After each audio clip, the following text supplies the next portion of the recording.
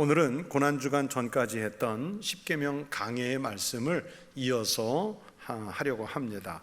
오늘 본문은 9번째 계명의 말씀입니다. 제5계명부터 시작된 사람과 사람 사이의 관계에 대한 말씀의 연속입니다. 우리가 잘 아는 독립운동가이셨던 도산 안창호 선생님은 평생을 살면서 그리스도인으로서 거짓말을 하지 않는 것을 삶의 방향으로 삼고 살았던 분으로 유명합니다. 이 도산 선생님은 꿈속에서라도 거짓말을 했다면 하나님 앞에 회개를 하고 용서를 구했다 그랬습니다. 그렇게 진실하게 살기가, 아무리 그리스도인이라고 해도 진실하게 살기가 결코 쉽지는 않습니다. 성경은 분명하게 정직해야 한다고 말씀하죠. 그것이 오늘 본문 계명의 핵심입니다. 내 이웃에 대하여 거짓 증거하지 말라. 왜 이웃에 대하여 그냥 거짓 증거하지 말라 말씀하시면 되는데 왜 이웃에 대하여 라는 조건이 붙었을까요? 나의 거짓 증거, 즉 위증이 이웃을 죽이는 도구가 될 수 있기 때문입니다. 오늘 이 본문에서 거짓 증거란 두 가지 측면의 뜻이 있습니다. 원래 이 말이 뜻하는 것은 법정에 증인으로 출석을 해서 증거가 없는 말, 꾸며낸 말을 하는 것을 말하는 것이 원뜻입니다. 그리고 조금 다른 하나는 좀 더 넓은 의미에서 악의적인 마음을 갖고 다른 사람을 속이는 모든 행위를 거짓 증거라, 그렇게 말할 수 있습니다. 여러분, 우리 기독교에서 가장 큰 죄가 아담과 하와로부터 시작되는 원죄 아닙니까? 그런데 그 원죄가 시작되는 이유가 바로 거짓말 때문입니다. 창세기 3장을 보시면 아담의 원죄가 사탄의 거짓말로부터 시작된 것을 볼 수 있습니다. 창세기 2장에서 하나님은 아주 분명하게 선악과를 먹지 말라고 명령하셨습니다. 창세기 2장 17절의 말씀입니다. 선악을 알게 하는 나무의 열매는 먹지 말라. 네가 먹는 날에는 반드시 죽으리라 하시니라. 그런데 사탄이 아담의 아내 하와를 유혹할 때 먹어도 괜찮다고 유혹하잖아요. 그러면서 하는 말이 창세기 3장 4절 5절의 말씀입니다. 뱀이 여자에게 이르되 너희가 결코 죽지 아니하리라. 너희가 그것을 먹는 날에는 너희 눈이 밝아져 하나님과 같이 되어 선악을 알게 할 줄 하나님이 아심이라. 하나님은 이거 먹으면 반드시 죽는다, 그렇게 말씀했는데 사탄은 먹어도 괜찮다, 안 죽는다, 먹으면 오히려 하나님처럼 선악을 분별하는 하나님의 경지에 이를 것이라, 그러면서 먹도록 부추겨요. 이렇게 하나님의 말씀에서 완전히 벗어난 거짓말로 하와를 유혹을 했고, 이 거짓말에 하와가 넘어간 다음에 아담은 하와의 유혹에 넘어가고 말았습니다. 그렇게 서로의 거짓말에서 이 원죄가, 우리 인간의 원죄가 시작되었습니다. 예수 그리스도께서 십자가를 지고 죽으신 것도요, 거짓 증거들 때문이었습니다. 성경에 자주 등장하는 사탄, 이 사탄을 헬라어로 디아블로스라고 하는데요, 이 디아블로스라는 단어의 뜻은 음해하는 자, 중상자, 그런 뜻입니다. 여러분, 음해하는 사람이 어떤 사람입니까? 음해라는 말을 제가 국어사전에서 찾아보니까 몸을 드러내지 아니한 채 옳지 못한 방법으로 남을 해하는 것이라고 설명을 했습니다. 다시 말하면 숨어서 자기는 드러내지 않고 타인에게 아주 나쁜 방법으로 해코지를 하는 사람을 음해하는 자, 중상자, 즉 거짓말쟁이라는 뜻입니다. 이 말이 바로 사탄이라는 단어입니다. 예수님께서 요한복음 8장 44절에서 말씀하신 것이 있습니다. 너희는 너희 아비 마귀에게서 났으니 너희 아비의 욕심대로 너희도 행하고자 하느니라. 그는 처음부터 살인한 자요, 진리가 그 속에 없으므로 진리에 서지 못하고 거짓을 말할 때마다 제 것으로 말하나니 이는 그가 거짓말쟁이요 거짓의 아비가 되었음이라. 진리이신 예수님을 알아보지 못하고 예수님을 죽일 사람들이 등장을 하게 되는데, 그들은 진리를 거부하고 거짓을 마치 원래부터 자기 것인 양 말하는 사람들, 그들이 바로 예수님을 죽일 사람들이라고 말씀한 거예요. 오늘 예수님께서 제 것으로 말하나니, 이게 무슨 뜻이냐면, 우리가 어떤 말을 할 때 정말 입에 짝짝 붙어서 말이 잘 나올 때 있지 않습니까? 자기 것인 양 말하는 것을 말하는데, 바로 이 거짓말쟁이들이 그 거짓말이 마치 사실인 것처럼 입에 짝짝 붙어서 얘기를 하게 될 거라는 거예요. 그 거짓말을 지어낸 거짓말쟁이들이 예수님을 죽일 것이라는 예언을 해놓으셨어요. 그러면서 그 거짓말쟁이들은 어디에서 왔느냐? 마귀에게서 났으니, 즉 마귀에게서 온 사람들입니다. 말씀드린 대로 마귀는, 디아블로스는 거짓말로 남을 해하는 존재들이기 때문입니다. 예수님께서 하신 이 예언대로 거짓 행동으로 예수님과 아주 가까운 척, 예수님을 존경하는 척, 예수님의 안부를 묻는 척, 가짜 사랑의 키스를 한 유다가 거기에 개입돼서 예수님을 넘겨줘요. 또 공회에서 예수님을 재판할 때 예수님을 죽이려는 이 세력들은 거짓 증거를 만들어내려고 혈안이 되었죠. 대제사장들과 온 공회가 예수를 죽이려고 그를 칠 거짓 증거를 찾음에 그렇게 증거를 조작하려고 했지만 증거를 못 찾아냈어요. 거짓 증인이 많이 왔으나 얻지 못하더니, 그러다가 결국 예수님을 죽일 죄목을 찾아낸 것이 신성모독죄였습니다. 성전을 헐고 사흘 만에 다시 짓겠다는 것이 신성모독이었다는 겁니다. 그리고 예수님 자신을 하나님의 아들이라고 말했기 때문에 신성모독이었다는 것입니다. 이에 대제사장이 자기 옷을 찢으며 이르되 그가 신성모독하는 말을 하였으니 어찌 더 증인을 요구하리요? 보라, 너희가 지금 이 신성모독하는 말을 들었도다. 그래서 예수님을 죽인다는 사형 판결을 내리게 됐습니다. 거짓말 증언들이 예수님을 십자가에서 죽이게 만들었습니다. 여러분, 요한복음에서 예수님이 말씀하신 대로 이렇게 마귀는 살인하는 자요, 거짓을 말하는 자입니다. 살인과 거짓을 대등하게 말씀하셨지요. 그렇게 거짓 증거는 사람을 죽이는 결과를 가져오기 때문에 동등하게 말한 것입니다. 디모데전서 3장은 교회에서 감독과 집사, 즉 교회 안에 지도자들을 세울 때 그 자격 조건에 대한 말씀으로 유명하지요. 여러 가지 항목 중에 이런 말씀이 있습니다. 또한 외인에게서도 선한 증거를 얻은 자라야 할지니 비방과 마귀의 올무에 빠질까 염려하라.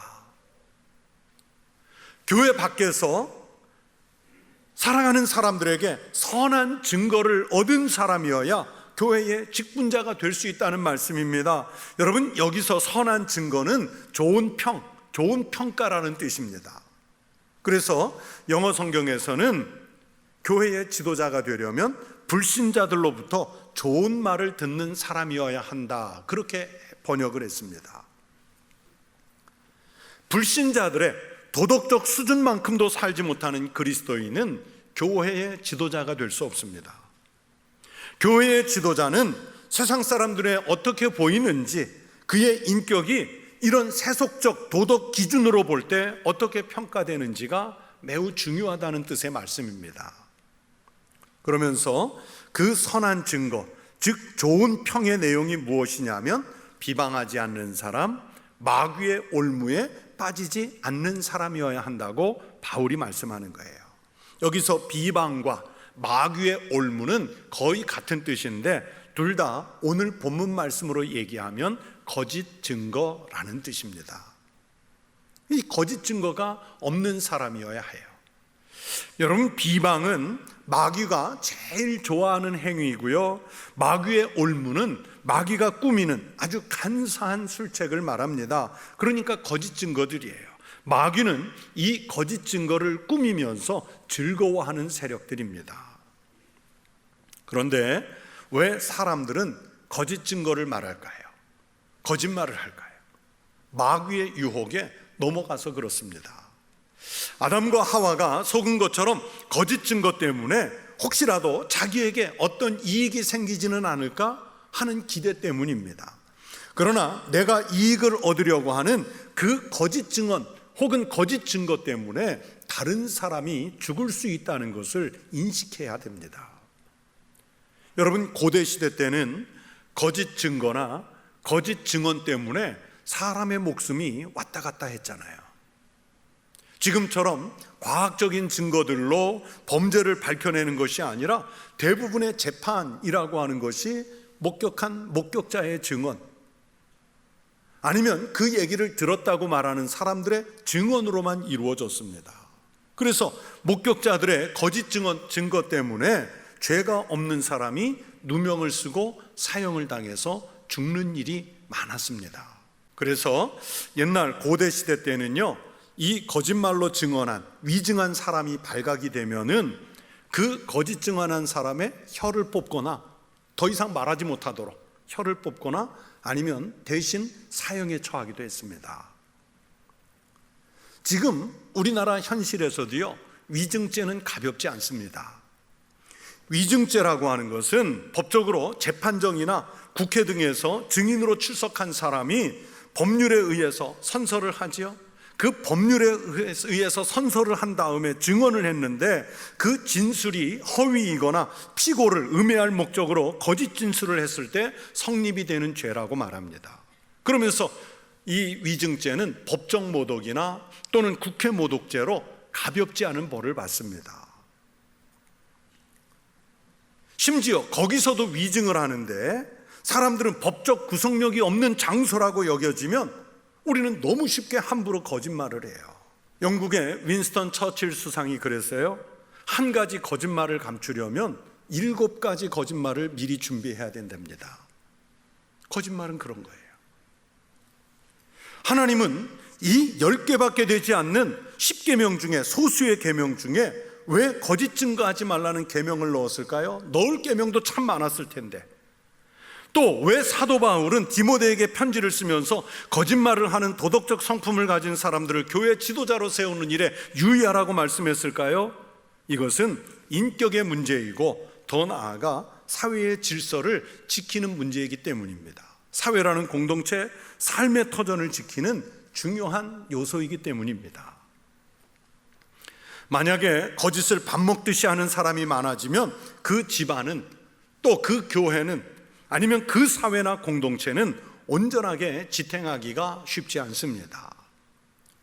출애굽기 23장 1절부터 3절의 말씀에 거짓 소문을 함부로 퍼뜨리지 말라는 말씀이 나오는데, 이 출애굽기 23장 1절부터 3절의 말씀을 여러분이 좀 더 쉽게 이해하도록 유진 피터슨 목사님의 번역본인 메시지 성경으로 제가 읽어드리겠습니다. 악의에 찬 소문을 옮기지 마라. 악인과 어울려 불의한 증언을 하지 마라. 다수의 사람이 악을 행하더라도 그들을 따라가지 말고 다수의 마음에 들려고 거짓으로 증언하지 마라. 또 어떤 사람이 가난하다고 해서 소송해서 그를 편들지도 마라. 무슨 뜻인지 이해가 되셨습니까? 악인과 친구가 돼서 그 거짓말로 소문을 내고 다니지 말라고 하셨죠. 다수교를 따른다면서 다수가 주장하는 내용이 틀렸는데도 그들을 따라서 동조하지 말라는 말씀입니다. 그런데 우리는 소수의 의견보다 혹시라도 다수에게 찍혀서 왕따 당할까 봐 옳지 않은 것을 알면서도 다수의 의견을 따라갈 때가 얼마나 많습니까? 다수결의 맹점이지요. 가난하다고 편들어 주느라고, 반대로 부자라고 편들어 주느라고, 즉 자기 감정에 따라서 편을 들거나 부정적인 감정으로 거짓 증언하지 말라 성경이 말씀하잖아요. 그런데 우리는 자기 상황에 따라 또는 자기 감정에 따라서 거짓말을 할 때가 종종 있습니다. 가끔 정말 부담스러운 사람이나 미운 사람에게 전화가 올 때가 있어요.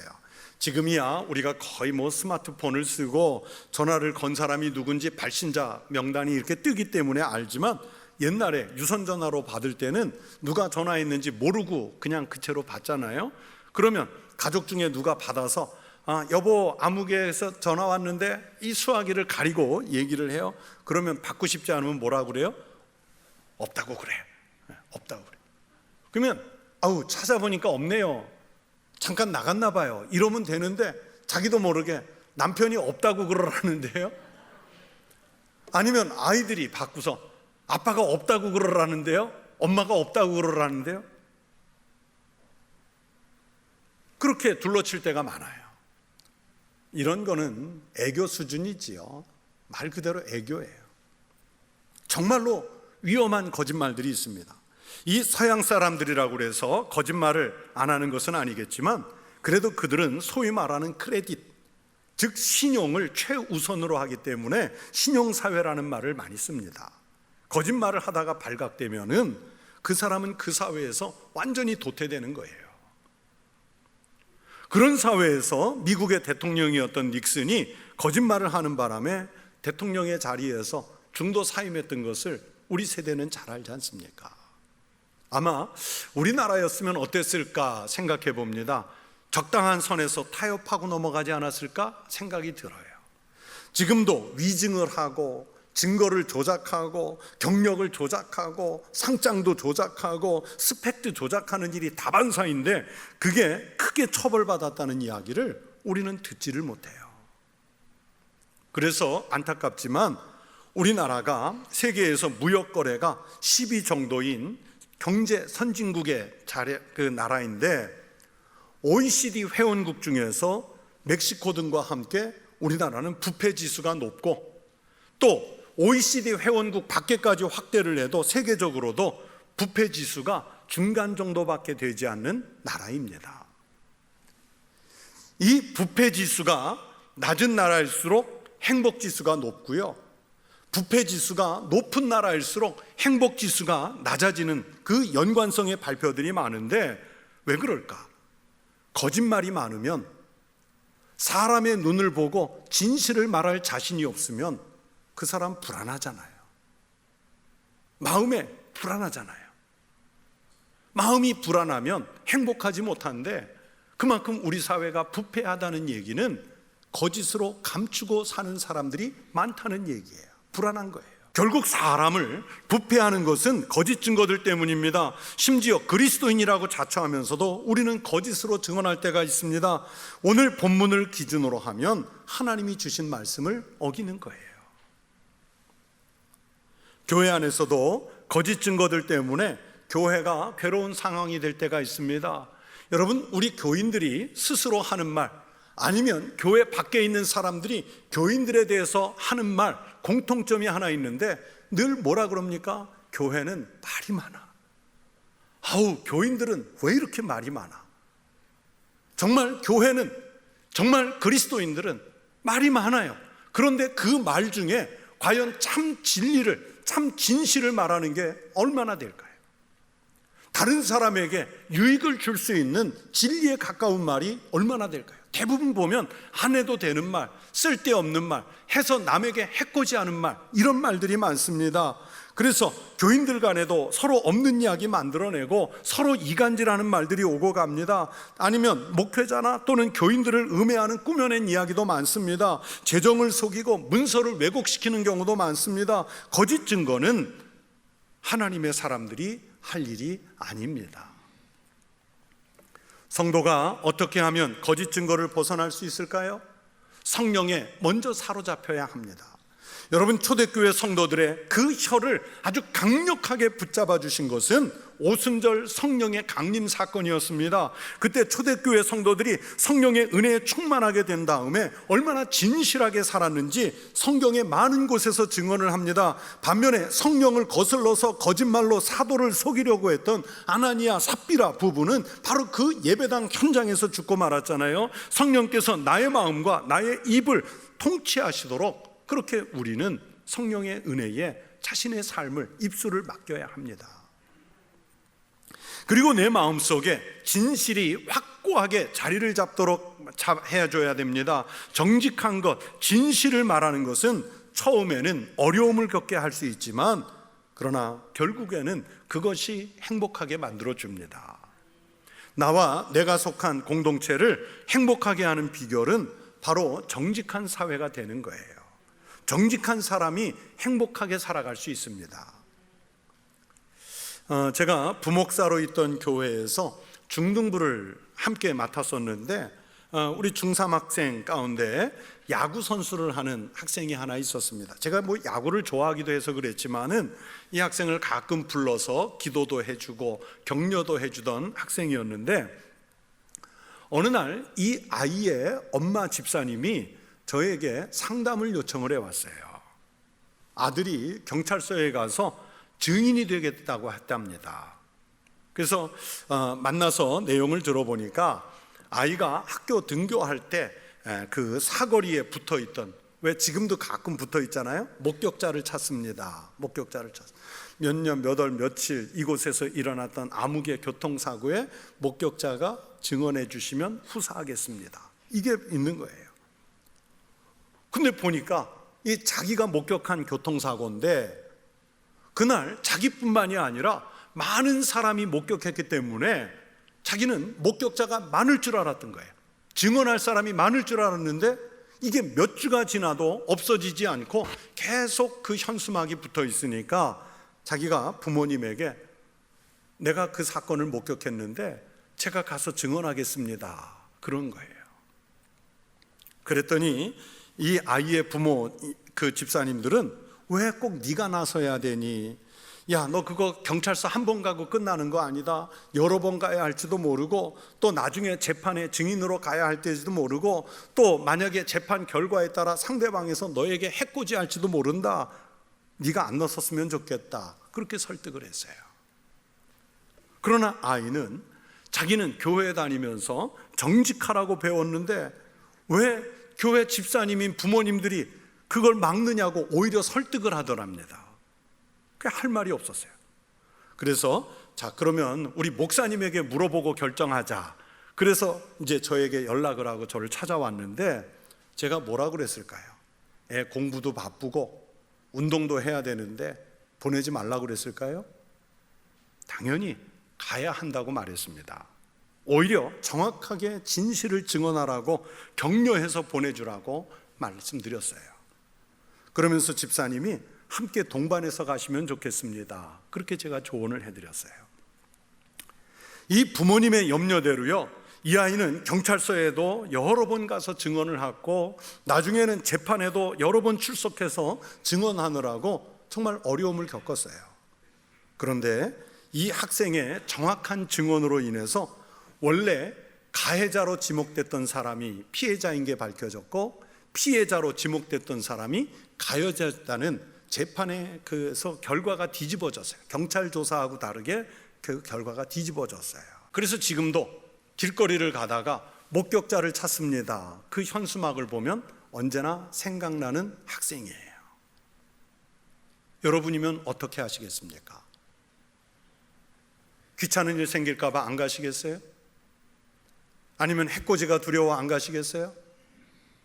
긴가민가 해서 정확한 기억이 안 나서 안 가시겠어요? 여러분 같으면 어떻게 하시겠습니까?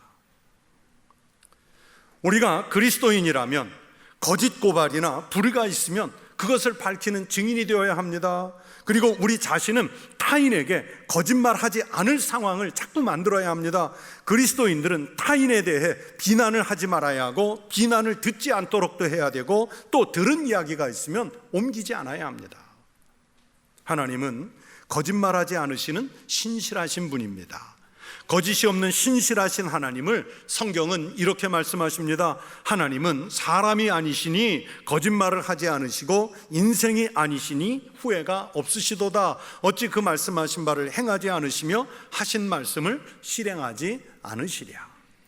여러분, 우리가 믿는 하나님이 거짓이 없으신 분이시기 때문에 주님에게 속한 우리도 거짓과는 거리를 둔 삶을 살아야 합니다. 야고보서 1장 26절에서 말씀하셨습니다. 누구든지 스스로 경건하다 생각하며 자기 혀를 재갈 물리지 아니하고 자기 마음을 속이면 이 사람의 경건은 헛것이라. 우리가 아무리 거룩한 신앙인인 것 같아도 마음에 경건이, 그 거짓이 있으면 그것은 헛것이라 말씀했습니다. 자기 혀를 통제하지 못해서 거짓말을 하는 사람의 그 경건은 거짓 경건입니다. 우리가 그리스도인으로 진리를 지키고 진실을 유지하면서 살려고 하면 어려움을 겪을지도 모릅니다. 사람들은 그렇게 진실을 지키려고 하는 사람들에게 고집이 세다고 혹평할지도 모르겠습니다. 그러나 진리이신 주님은 그 생명의 진리를 지키려고 십자가를 지시기까지 했습니다. 우리 믿음의 선진들은 그 신앙을 지키려고 고집이 아니라 순교까지 하셨습니다. 참된 것을 지키려는 것은 순결입니다. 하나님이 신실하시기에 우리는 그의 자녀들로서 순결한 신앙을 지키고 살아야 합니다. 어떤 어려움 중에도 믿음을 지켜서 진실한, 신실한 성도의 삶을 살아가는 담력을 얻으시기를 주의 이름으로 축원합니다.